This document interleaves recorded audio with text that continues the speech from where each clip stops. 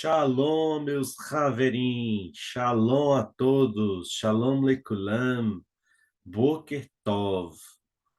Então, hoje nós vamos dar continuidade aos nossos estudos do livro de Guiliana, voltando a estudar o Sagrado Taná, com o capítulo 4 do livro de Guiliana, que em grego é Apocalipse.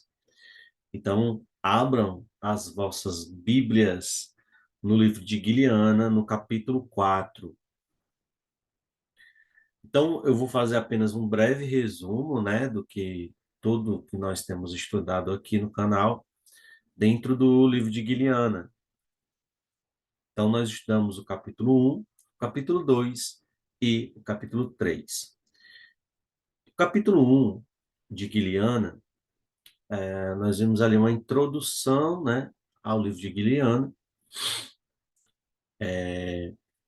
o início do capítulo 1, nós vemos ali a quem a mensagem de Guiliana é entregue, e, e sabemos que é entregue ao Yohanan, que é um dos Rachalia de Yeshua, que foi preso ali na ilha de Patmos por perseguição de Roma. E a partir do capítulo 2, o capítulo 1 de Guiliana, ele ele tem um envolto místico e ao mesmo tempo histórico. E aí, quando a gente passa para o capítulo 2, a gente já entra ali no cenário profético. Então, as 7 cartas, né, as 7 congregações nazarenas do livro de Guiliana, elas são claras, né, que o conteúdo das 7 cartas, elas serviam tanto para aquela época, para a época das congregações, em que onde aquelas cartas foram enviadas, como também elas são cartas proféticas. E ao analisar cada carta, nós percebemos claramente que cada carta refere-se a uma era, ou seja, a uma época, certo? Que vai desde o início da congregação judaica nazarena, ali no 1º século, até a vinda do Mashiach, né? Aí vocês perguntam, então quer dizer, Azarias, que as 7 cartas, elas representam a história da Carral do Eterno, a partir do momento, a partir do Mashiach? Exatamente. O livro de Guiliana, profeticamente, ele mostra a trajetória da Carral nesses 2000 anos, né, que nós estamos vivendo, que deram início ali com o Mashiach no 1º ano, no 1º século, no ano 1 do 1º século. Então, as 7 cartas, elas profeticamente, dentro do seu sod, né, o que está oculto ali, né, porque a gente sabe que no judaísmo nós estudamos ao Taná, né, com o Pardes, né, que depois eu vou explicar para os Haverinhos sobre o Pardes, né, o que quer dizer o Pardes, que é a forma como você estuda o Taná. Então, claramente nós vemos que dentro do Sod, aqui, das 7 cartas, nós percebemos claramente que referem-se a 7 eras, que vai desde o início da congregação Netzarina ali no 1º século até a vinda do Mashiach. Lembrando que a era que nós estamos vivendo atualmente é a era de Laodiceia. E quando você estuda lá no capítulo 3, né? Aqui no capítulo 3, a partir do versículo 14, se eu não me engano, que começa ali a era de Laodiceia, né? Vou abaixar aqui um pouquinho.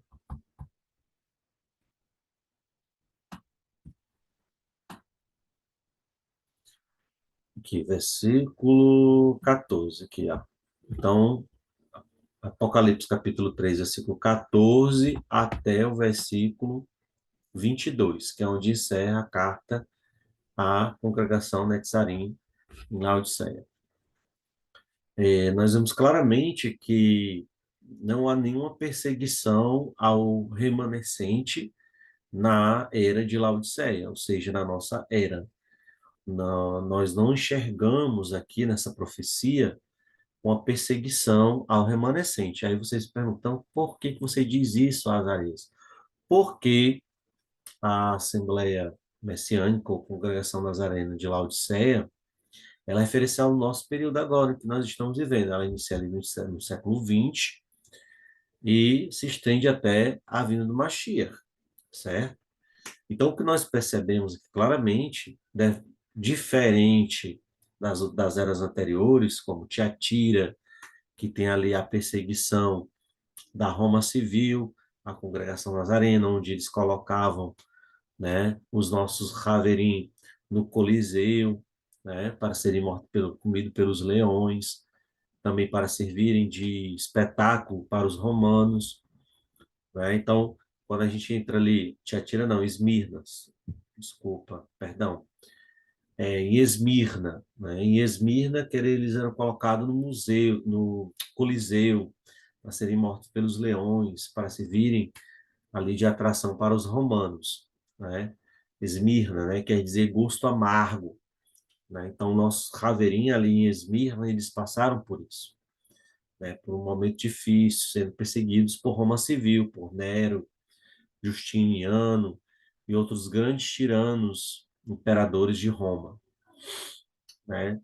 Aí nós vemos a formação ali em Pérgamo da igreja oficial do Império, ali já por volta do terceiro e quarto século, quando já é firmado ensinamentos pagãos, como a Trindade, a adoração no dia de domingo, o culto às imagens, né? A Mariolatria, né? Inserindo ali o culto à Virgem Maria. Outra coisa, o entendimento do inferno de fogo, a imortalidade da alma, enfim, né? Então, foi se formando ali, né, junto com o Império Romano, a religião romana. Então, a gente vê isso claramente na profecia em Pérgamo. E aí, Tiatira, nós já vemos em Tiatira um outro contexto, também de perseguição, onde o contexto de Tiatira já mostra ali uma perseguição envolvendo, né, Jezabel, né? A gente sabe que Jezabel, ela perseguiu Israel, né? Matou os profetas do Eterno, né? E multiplicou os profetas de Baal. Então, nós vemos ali em Tiatira claramente, né? Você pega lá a carta de Tiatira, a perseguição da igreja romana ao remanescente. É claro e é evidente, né, que houve essa perseguição porque a igreja ela era vinculada ao Estado, né, ou seja, ao Império Romano. É quando você já passa para Sardes, nós já vimos ali um ar, né, de um remanescente que persevera, que permanece fiel. Aí a gente já entra aí no período da história da Reforma Protestante, que já foi ali por volta de 1400 a 1500. 1400 inicia a pré-reforma e 1500 a reforma protestante, que é quando muitos dos nossos Haverim, eles terão a oportunidade de viverem ali, né, a Torá de forma livre, né, com liberdade. E aí já entra em Filadélfia, né, que é uma profecia relacionada à liberdade norte-americana, onde o remanescente ali se refugiou, né, na América do Norte, e teve o seu refúgio, né? Tanto que os Estados Unidos ele não tem um nome, né? É um país sem nome. E Estados Unidos não é o nome de um país, né? Então, Estados Unidos da América, né? O Brasil também pode ser chamado de Estados Unidos, né? Por quê? Porque tem vários estados que compõem o país, né? Então, qual seria propriamente o nome para os Estados Unidos, Javier Azarias? Por que que os Estados Unidos não têm nome? Porque o nome correto da nação norte-americana é Filadélfia. de acordo com como está aqui na profecia, certo? De Guiliano de Apocalipse, no capítulo 3, né? A era de Filadélfia, ela começa no versículo 7, capítulo 3, versículo 7 em diante. Então, o nome da nação norte-americana era para ser Filadélfia, porque aqui é onde está registrado ali a, vamos dizer assim, o triunfo, né, do remanescente, dos Netzarim, daqueles, dos judeus, dos Yehudim, do povo de Israel, que vive Torá e que reconhece Yeshua HaMashiach. E entrando, né, na questão de Laodiceia, então se fala muito hoje no mundo cristão, né, de perseguição, né? Ah, vai haver muita perseguição, vai ter muita perseguição aí vai vir perseguição. Então, a gente, de acordo com o que nós lemos aqui em Laodiceia, nós percebemos claramente que não haverá perseguição. Eu não descarto a possibilidade de haver uma cogitação para uma perseguição. Isso eu não descarto. Mas o Eterno, ele dará claramente o livramento, né? O livramento ao seu povo, né? O que o povo do Eterno tinha de passar, já passou, tá bom? Agora é momento da, dessa perseguição, desse sofrimento, de voltar ao ímpio, né? É o momento de juízo, né? Atualmente, a profecia mostra que o Eterno ele está se voltando aos ímpios, né? A ira do Eterno está voltada aos ímpios e não ao povo do Eterno. Aí você se pergunta, por que, Azarias? Porque até a formação do Estado de Israel, né? Porque nós sabemos que o Estado de Israel é símbolo da oliveira verdadeira, é símbolo da figueira, né? Não o Estado político que eu falo do Israel, né? Que compõe todos os israelitas ao redor do mundo. E também, profeticamente, ao Estado de Israel de forma política, né? Ali no Oriente Médio, né? Não ao governo político atual de Israel, não me refiro a esse governo político, eu estou me referindo ao Estado político e espiritual, o Israel no mundo inteiro, os filhos de Israel dispersos entre as nações, né? Então, para a nossa época, de acordo com o que nós lemos aqui em Laodiceia, não haverá perseguição ao remanescente, né? Pelo contrário, o remanescente estará mais firme, né? Quando eu falo remanescente, eu me refiro aos Netzarim, mas também me refiro aos nossos irmãos Yehudim, a todos os judeus, a todos os israelitas, independente se enxerga Machia ou não, tá bom? Então, não haverá mais perseguição, né? O que haverá é uma prosperidade e um crescimento mais, né? Mais ainda dos israelitas, né? E o que haverá é um julgamento para os ímpios, né? Então, pode, que eu acabei de falar, pode até se cogitar né, tentar uma perseguição aos Yehudim, aos israelitas na face da terra. Porém, eu creio piamente, eu tenho convicção dentro das profecias bíblicas que não prosperará essa perseguição, tá bom? Por quê, Azarias? Porque nós vemos dias de juízo ao homem mau, né? Ao ímpio, tá bom, meus Raverinhos? Eu vou só fazer a leitura aqui de uma profecia que ela se encontra em Joel,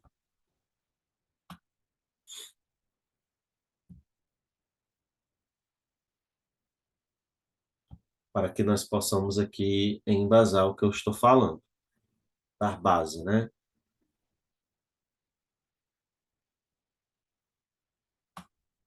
No capítulo, pode abrir as vossas Bíblias, Joel, no capítulo 3.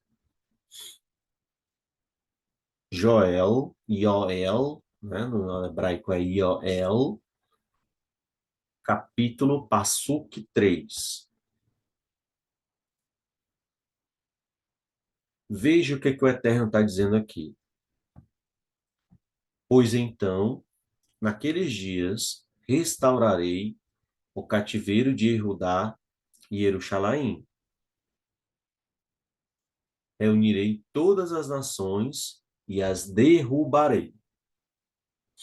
Aí eu pergunto para os meus Haverim, quando aconteceu do cativeiro, ou seja, da prisão, né, de Judá, Jerusalém, né, serem restaurados. Ou seja, haver liberdade para Judá e Jerusalém. Judá, a casa de Judá, e Jerusalém, Jerusalém. Né? Ou seja, o povo da casa de Judá retornarem à sua terra e ali cultuarem ao Eterno na cidade de Kadosh, Jerusalém. Aí eu pergunto aos meus Haverim, quando isso aconteceu? Ora, essa profecia de Joel, capítulo 3, versículo 1, é um cumprimento, é um cumprimento nítido. Em 1948, houve ali a formação do Estado de Israel. Então, foi naquele momento que foi restaurado o cativeiro. Aliás, Yehudá e Jerusalém foram libertos do cativeiro e foram restaurados na sua terra. Tá bom, meus Haverim? Então, aí vocês perguntam, então, Azarias, então quer dizer que Laodiceia não terá perseguição justamente porque o cativeiro de Judá e Jerusalém não existe mais exatamente? Não haverá mais perseguição ao remanescente. Tá bom? Lê lá de novo a carta de Laodiceia se você vê perseguição. Pelo contrário, existe uma advertência ali na carta de Laodiceia a techuvá. Existe uma advertência a techuvá. Tanto dos Yehudim Netzarim, dos que enxergam Mashiach e Yeshua, quanto dos que não enxergam. Existe ali um chamado do Israel no mundo inteiro a voltarem-se ao Eterno. Então, a partir do momento que o Estado de Israel é criado, o cativeiro de Judá e Jerusalém ele deixa de existir. Aquelas perseguições, né? Como também houve a Inquisição, a, o Holocausto, né? Na Segunda Guerra, ali na Alemanha. Então, esse período de perseguição a ser criado o Estado de Israel em 1948, né? Ele deixa de existir.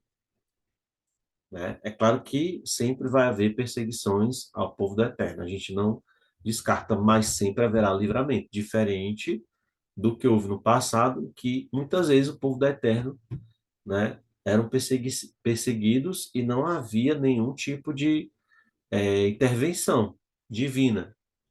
Porém, a partir de 1948, nós percebemos que o Eterno ele tem, sim, vindo a favor do seu povo, né? E dando a oportunidade para que seu povo retorne à terra que foi dada aos nossos ancestrais, né? A Abraham, Isaac e Jacó, que é a terra de Israel, que está ali localizada no Oriente Médio. Tá bom? Aí o que vai acontecer em seguida? Olha o que ele diz: reunirei todas as nações e as derrubarei. Então ele junta Israel novamente na sua terra, para depois vir o juízo sobre as nações. Então, Israel já sofreu tudo que tinha de sofrer. Agora é a vez das nações. As nações é que vão pagar o pato agora, né? As nações e os ímpios. É hora de juízo. Nós vivemos época de juízo. das nações. A gente vê claramente a guerra da Ucrânia, nós vemos claramente a recessão econômica da Europa, nós vemos claramente aí a inflação nos Estados Unidos está algo exorbitante, a, a, a iniquidade, né, tem aumentado cada vez mais, o uso de drogas ilícitas. Aqui na América Latina está caminhando da mesma forma, que nem na Europa e nos Estados Unidos, né? Os países orientais, estes, têm se afastado cada vez mais do entendimento do eterno Israel, voltando-se aos seus deuses, principalmente a idolatria. Então, meus Haverim, é época de juízo entre as nações. E aí no versículo 2 ele diz: ao vale de Jehoshaphat, que é, em alguns livros fala Jeosafá, ou Jeosafá, né? Que também lá em Guiliana, no livro de Apocalipse, ele é chamado de Vale Guerrinom, ou Vale Guerrinom não, é Vale Armagedon, ou Vale Megidon, que é conhecido também como Armagedon. Então, o Vale de Josafá era onde havia ali as grandes batalhas, né, entre Israel e aos povos ao redor. Aqui que diz aqui, ó, ali entrarei em juízo por meu povo, minha herança Israel, a quem espalhar entre as nações.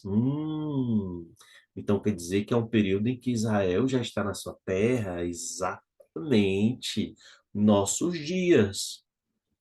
E então eles dividiram a terra, lançaram sorte sobre o meu povo, deram filhos a prostitutas, ou seja, prostitutas, né, religiões pagãs. Venderam moças por vinho e beberam. Então, meus Hamerim, de acordo com Joel, capítulo 3, versículos 1, 2 e 3, nós vivemos tempo de juízo às nações. Não é o povo do Eterno, não. É que não acabei de falar. Pode até cogitar uma perseguição ao povo de Israel, né, ao povo judeu, ao povo de Israel, seja ele crente no Mashiach Yeshua ou não. Porém, essa perseguição ela não vai prosperar. Por que, Azares? Porque vivemos tempo de juízo às nações, tá bom? Então, Israel, ela foi restaurada, né? A nação de Israel, ela foi restaurada com o objetivo de trazer juízo ao mundo, de trazer juízo. Então, está bem claro nas profecias. Você lendo lá a era de Laodiceia, que é a nossa era, a era atual do, dos, dos israelitas, né, de Sarim, não tem perseguição remanescente. Teve na era de Esmirna, ali com Roma Civil, teve em Pérgamo na formação da religião romana, teve na era de Tiatira com a perseguição da religião romana vinculada ao Império Romano, teve na era de Sardes, né, no período ali da criação, no início da Reforma Protestante, tá certo? E também teve, né, perseguição quando eles resolveram partir para terem liberdade ali na América do Norte, na Filadélfia, né? Porém, na era de Laodiceia não tem perseguição. É a única das eras, ali das 7 eras da congregação Netzarim, que não tem perseguição. O remanescente não tem perseguição. Tá bom, meus Haverim? A era de Laodiceia ela já inicia ali no início do século XX, por volta do ano de 1914, né? Quando dá início ali a Primeira Guerra Mundial, dá-se início à era de Laodiceia. E nós estamos até os nossos dias de hoje. Baruch Hashem. Então, hoje, né, depois de todo esse ensino, nós vamos estudar o capítulo 4 do livro de Guiliana, de Apocalipse. Abram as vossas Bíblias no capítulo 4 do livro de Guiliana. Apocalipse.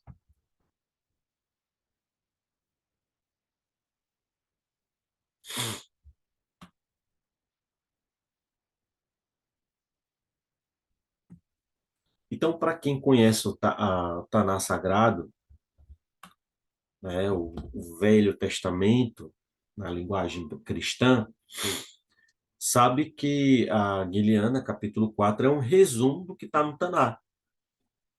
Né? Aonde, Azarias? Ezequiel, capítulo 1, Ezequiel, capítulo 1, e Eshaiarro, capítulo 6. Vamos, Caveirinho. Eshaiarro, capítulo 6. E Daniel, ou Daniel,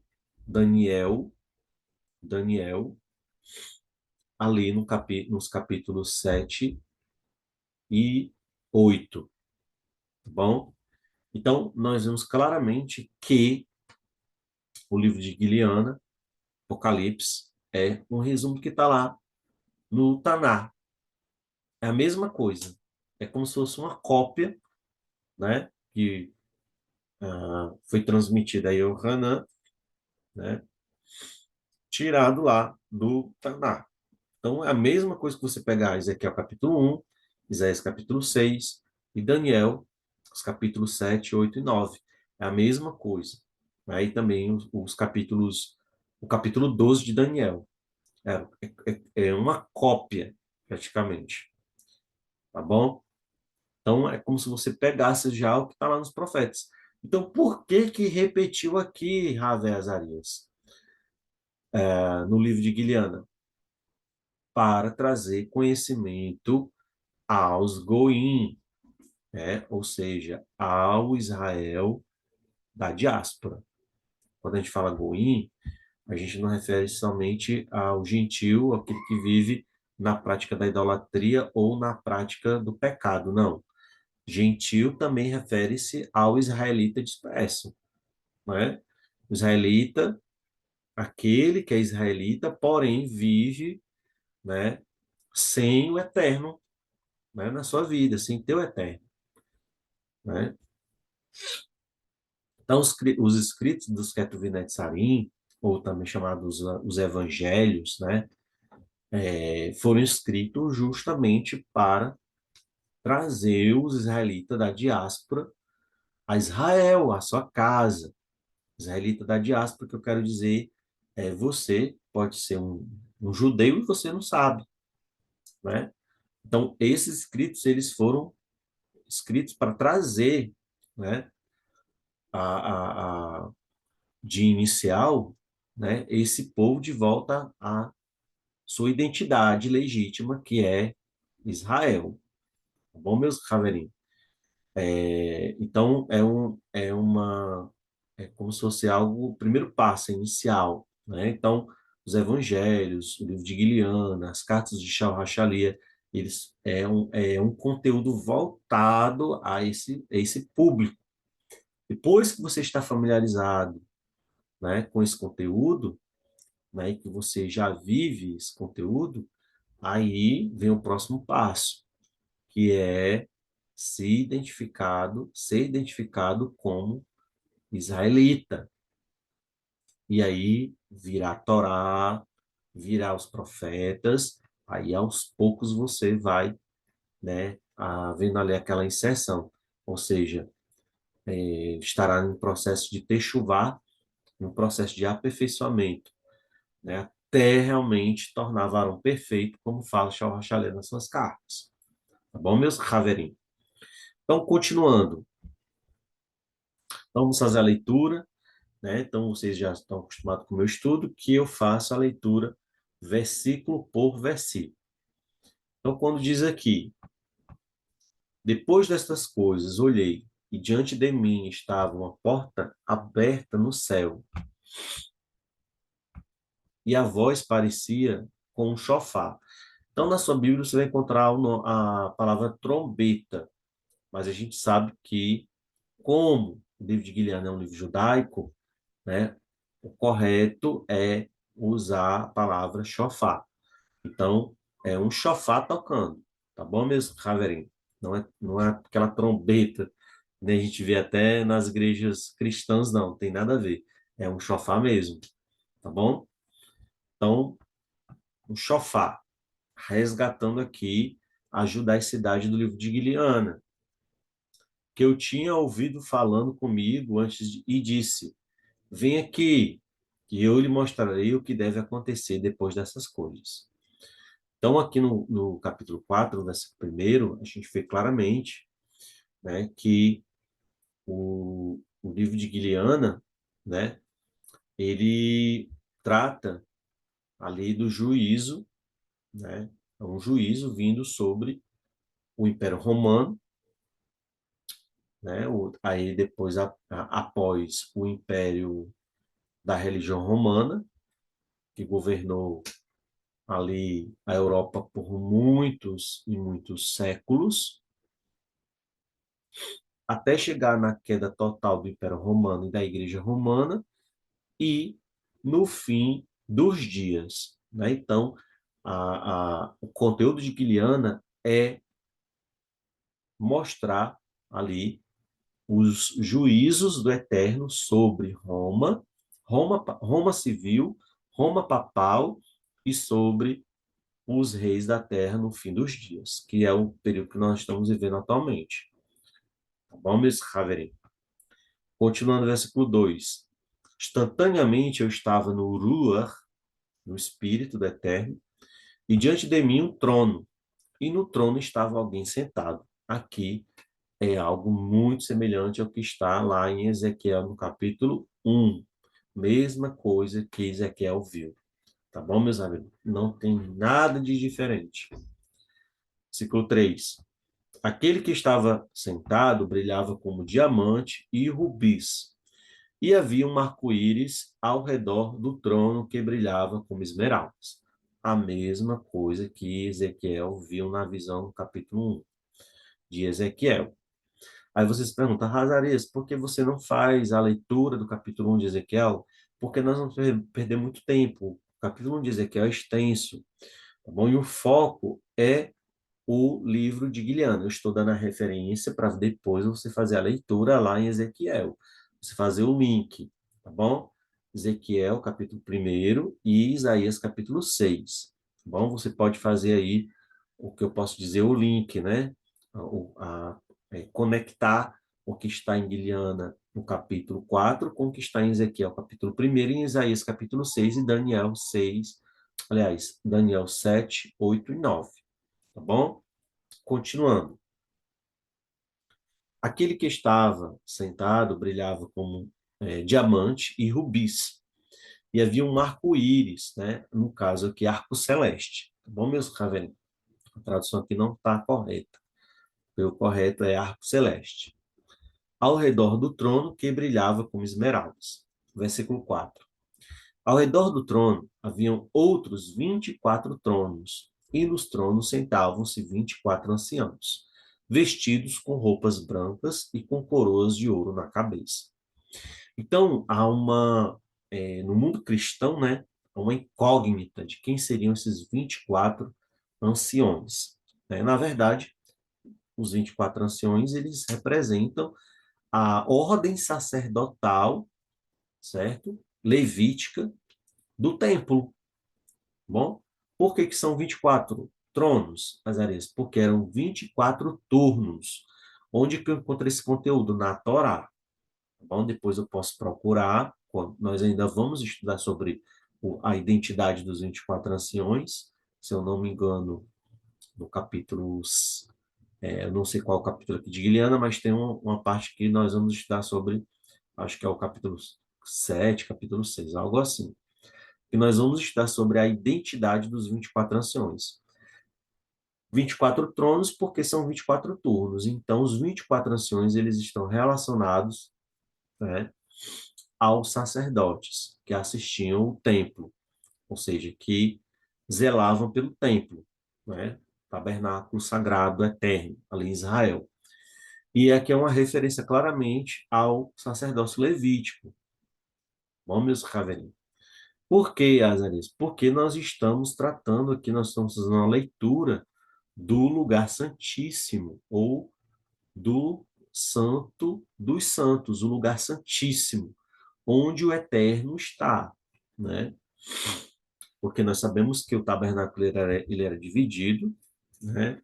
Ele era dividido ali no pátio, na parte externa, aí depois vinha com três partes: pátio, parte externa, o lugar santo e o santíssimo, o santo dos santos. Então, nós vemos aqui claramente que é uma divisão. Então, onde que nós estamos? Nós estamos adentrando no Santíssimo, né? Onde o sacerdote recebia ali a presença do Hakadosh Baruch bendito seja ele. Tá bom, meus caveirinhos? E aí, continuando, versículo 5. E lâmpagos, vozes e trovões saíram do trono, e diante do trono queimavam 7 tochas flamejantes, que são os 7 ruachim do Eterno. Quando a gente fala 7 ruachim, né, são, na verdade, vamos dizer assim, os 7 espíritos que estão lá em Isaías, né? Então, não é que são, quando a gente fala 7 espíritos, muitas vezes o cristão ele pode entender que são espíritos de pessoas ou algo assim, de anjos, né? Mas não, referem-se aos 7 espíritos, né, do Eterno, né? A gente pode fazer uma pesquisa aqui sobre isso. Então vamos lá, fazer uma pesquisa. A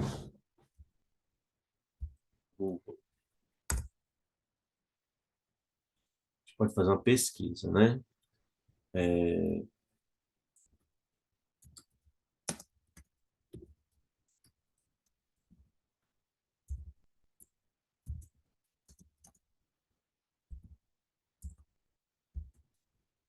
Porque eu não lembro assim de cabeça onde está Isaías 11:2.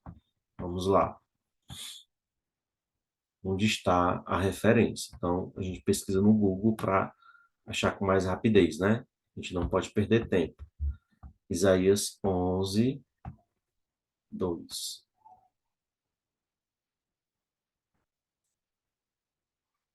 Vai estar aqui, ó. Então, quando lá Guiliana fala de 7 espíritos, ele está se referindo justamente a personalidade, as inteligências do Eterno, certo? Olha aqui, versículo 1, capítulo 11, versículo 1. Mas um tronco, um galho crescerá do tronco de Ishai, de Jessé, e um broto crescerá de suas raízes. Onde é que você está lendo as areias? Isaías, capítulo 11, versículo 1 e diante. E Urua do Eterno, ó, Urua, o Espírito, né, do Eterno, repousará sobre ele. Urua de sabedoria, primeiro Espírito. Urua de entendimento, segundo Espírito. Urua de conselho, terceiro Espírito. Urua de poder, quarto Espírito. Urua de conhecimento, quinto Espírito. Urua de misericórdia, sexto Espírito. E o encharão da Urua de temor, 7 espíritos. Está aí. Então, aqui, quando fala lá em Guiliana que o Mashiach, né, ele tem os 7 espíritos do Eterno, está aqui, ó. Uma referência clara ao que está em Yeshayahu no capítulo 11. Tá bom? Então, quando fala 7 espíritos, lá no livro de Guiliana, ele está fazendo uma referência ao livro de Isaías, capítulo 1, 2 e 3. Tá bom? Aí diz que o Machia não julgará pelos seus olhos, né? Porém decidirá aos ouvidos dos que ouvem, mas julgará os empobrecidos com justiça, decidirá com equidade em favor dos humildes da terra, e ele ferirá a terra com o cetro de sua boca e matará os ímpios com o sopro de seus lábios. Então a gente vê aqui claramente uma profecia referente à primeira vinda do Mashiach e à sua segunda vinda. Tá bom? A partir do verso 4 aqui, né, a gente vê 4 e 5, né? Em diante, nós vemos aqui o início, a segunda vinda do Mashiach e a implantação do reino messiânico sobre a terra, né? E os 2 primeiros versículos sobre 1, 2 e 3 sobre a sua primeira vinda. Tá bom, meus cavalinhos? Então, quando fala sete espíritos do Ruach, porque eu não gosto de falar do, aqui tem o, né? Mas, na verdade, a Ruach é feminina, né? Não é masculino. Então, o correto é falar Aruach, Aruach do Eterno. Então, Aruach do Eterno repousará sobre Mashiach, Aruach de sabedoria, entendimento, conselho, poder, conhecimento, misericórdia e temor. Sete espíritos do Eterno, tá bom? Então, retornando lá para Guiliana. Vamos voltar.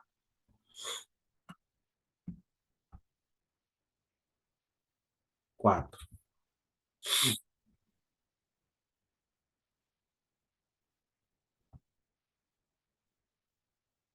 Nós paramos no versículo 6, né? Guiliana, capítulo 4, versículo 6. Diante do trono havia o que parecia um mar de vidro, transparente como cristal. No centro, ao redor do trono, quatro seres viventes cobertos de olhos na frente e atrás. Então, aqui também é uma descrição que está lá no livro de Ezequiel, capítulo 1. Tá bom, meus caveirinhos? Então, não vou entrar muito nos detalhes, porém, eu vou explicar para os caveirinhos o que quer dizer o mar vítreo ou mar de vidro. Né? De acordo com as profecias e o que está também aqui no livro de Guilhana, porque essa expressão mar de vidro ela vai se repetir por dentro do livro de Guilhana por mais duas vezes, há uma menção de três vezes no livro, né? Eu creio que aqui no capítulo 4, no capítulo, é, no capítulo 14 e no capítulo, lá no finalzinho do livro, não, no capítulo 15 de Guilhana e no capítulo 6, 7 de Guilhana, tá bom? Então, o mar de vidro é o pátio ali, o pátio.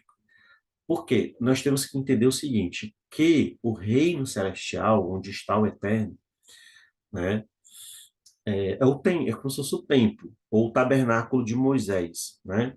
O tabernáculo era um protótipo do reino celestial na terra. Então, a descrição que nós temos aqui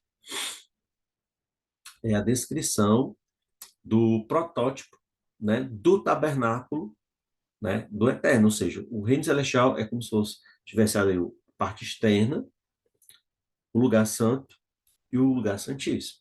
Então há três compartimentos, né? Há três compartimentos. Então quando fala do mar de vidro, ó, diante do trono havia o que parecia um mar de vidro. Não é que está ali muito próximo onde está o eterno, é diante, ou seja, diante, quando eu falo diante, é porque está ali acima de mim, né? Mesma coisa quando eu digo que nós estamos diante do eterno, né? Eu estou diante do eterno, né? Não que o eterno esteja ali presente, mas estou próximo, vamos dizer assim, na dianteira.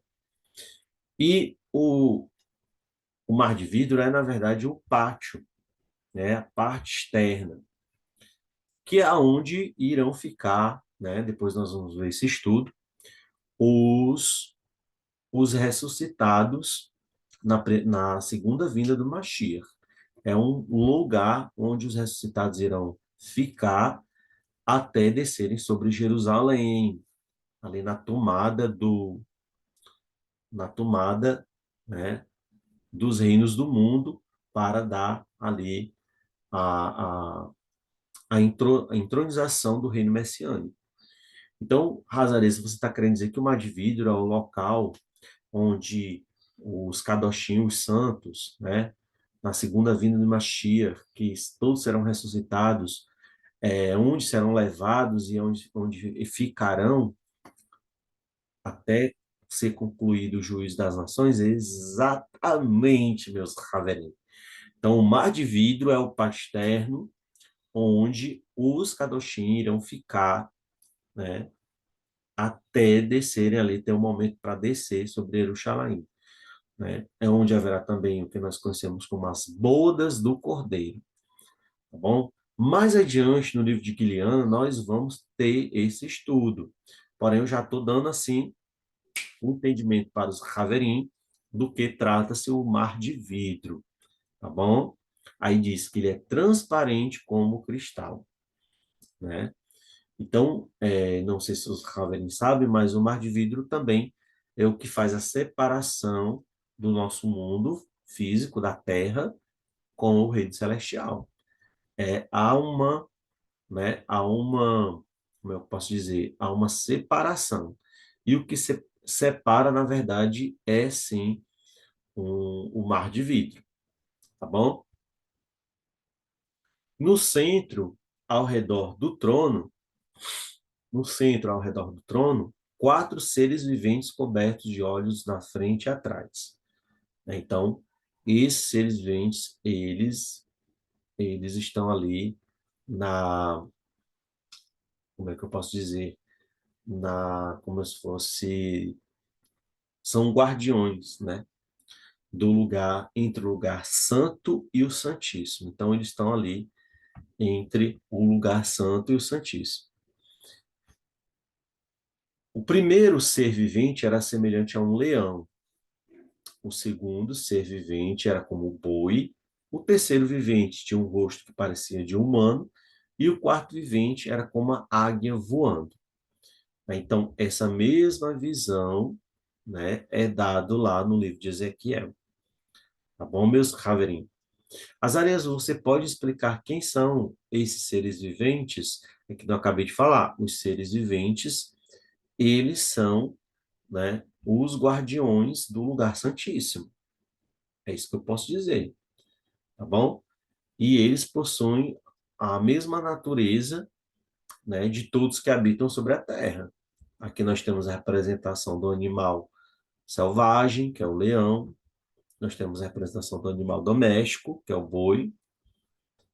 Ser humano, o homem, e a águia, todas as aves, certo? E os anfíbios e os répteis. Então, eu creio que os anfíbios e os répteis eles podem ser representados pelo leão, né? Porque estão dentro do mundo selvagem. Tá bom, meus caveirinhos? Então, o que compõe, né, o que está revelado dentro de toda a criação e todas as formas de acompanhamento do eterno a esses seres, né? Ou seja, a nós, né, seres da Terra, né? Nós, incluindo animais e seres humanos. Então, eu creio, não, aqui é algo que eu creio, não é nada provado e nem nada que eu li, mas eu creio que cada um destes seres viventes, eles são responsáveis pela vida na Terra, né? A vida, né, como a gente conhecemos. Versículo 8. Cada um dos quatro seres viventes tinha seis asas e estavam cobertos de olhos por dentro e por fora, os olhos do Eterno, né? E eles não paravam de dizer dia e noite: Kadosh, Kadosh, Kadosh é o Eterno Elohim dos exércitos do céu, aquele que era, aquele que é e aquele que vem. Né? Então vocês perguntam, Azarias, então aquele que vem não é Yeshua? Não. Quando ele fala que é aquele que vem, você não deve pensar na vida de Yeshua, na vida do Mashiach, né? Você deve pensar lá no fim, quando todas as coisas estiverem restauradas, tá bom?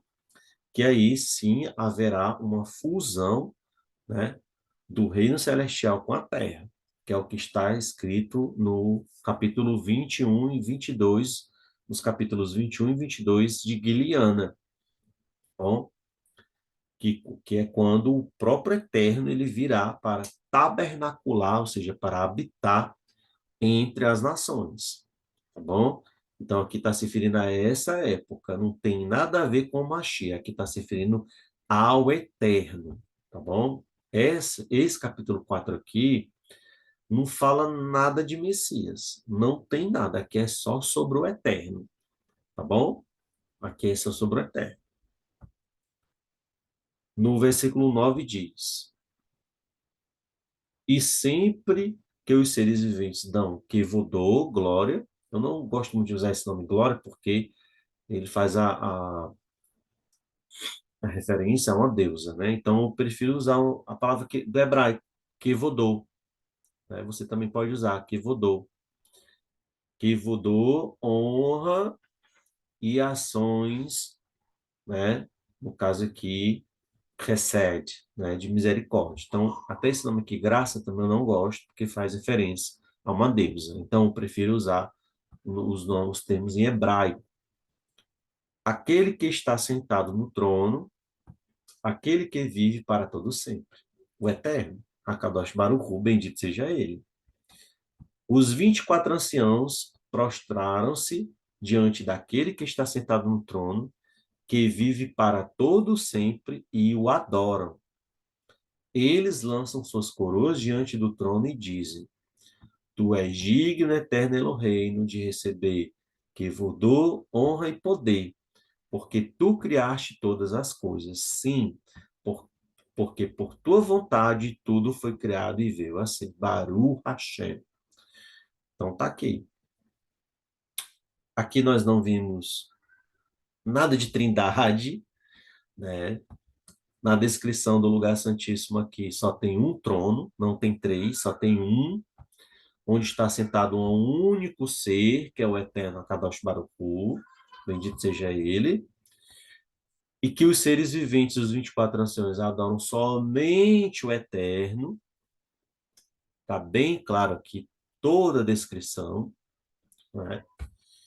E também nós não vimos o Mashiach. Ah, não, é mesmo, Azarias. Yohanan, né? Yeshua já tinha ressuscitado, por que que ele não viu o Mashiach aí?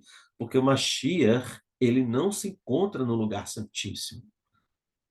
O Mashiach, ele não está no lugar santíssimo. Sumo sacerdote, ele entrava no lugar santíssimo uma única vez no ano, que era justamente, né, na época de Yom Kippur, o dia da expiação. Então, entende-se que Yeshua, como sumo sacerdote, né, ele entra justamente, né, nessa cortina aqui do reino celestial uma vez por ano. Uma vez por ano, para poder fazer propriação pelo povo de Israel. Ele entra uma vez ao ano, aqui dentro, nessa descrição que nós estamos vendo aqui. Por isso que tem o cumprimento lá, né, do Salmo que diz: Disse o Eterno ao Machia, ao meu Senhor, né, assenta-te à minha mão direita até que eu ponha por estrado, né, os inimigos por debaixo dos teus pés. Então, ele entra ali uma vez no ano, que é no período de Yom Kippur. Por isso que nós temos que guardar as Hagim do Eterno. Yom Kippur é uma dessas Hagim, uma dessas mitzvah. Precisamos viver Yom Kippur. Tá bom, meus Haverim? Então, você não vê Mashiach aqui na visão de Yohanan. Você não vê Mashiach, certo? Ah, mas você disse no início que ele está copiando o que está lá em Ezequiel. Não, não, não é que ele está copiando. Ele está dando a visão atualizada do mesmo que Ezequiel deu, né? E o Hanan está nos passando aqui uma visão mais atualizada, né, do local onde está o Eterno. E nós não vemos Mashiach aqui. Mashiach, então quer dizer que o Mashiach não está no céu, Azarias. No céu ele está, mas não no lugar santíssimo. Qual é o compartimento onde fica Mashiach? Onde o sumo sacerdote ficava, que era justamente no lugar santo. Então, Mashiach, ele está no lugar santo, tá bom? E ele sai uma vez no lugar santo, entra no lugar santíssimo, onde está o Eterno, para fazer ali a apropriação por nossos pecados, né? Por nossas transgressões.